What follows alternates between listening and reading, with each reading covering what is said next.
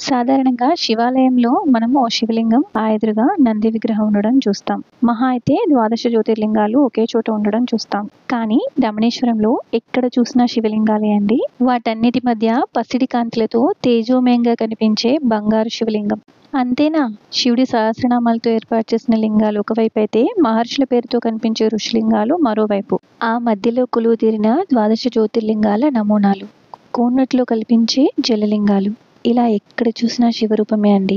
నిజంగా కైలాసంలో ఉన్నామా అనే భావన కలగక మానదు. వాటితో పాటు శ్రీచక్రాలు, నవదుర్గలు, గ్రామదేవతలు, కాలభైరవుడు, పరమేశ్వరుడు, దక్షిణామూర్తి ఇలాంటి ఎంతో మంది దేవతామూర్తుల విగ్రహాలండి. శివభక్తులైనందుకు వీటన్నిటినీ ఒక్కసారైనా చూసి తరించాలి, తనివి తీరా పూజించాలి అనుకుంటే రమణేశ్వరానికి వెళ్లాల్సిందే అండి. ఈ క్షేత్రం హైదరాబాద్ కి దాదాపు 60 కిలోమీటర్ల దూరంలో యాదాద్రి భువనగిరికి దగ్గరగా ఉంటుంది. Timings morning 7 to evening 7. Full vlog కోసం ఛానల్ ని సబ్స్క్రైబ్ చేసుకోండి.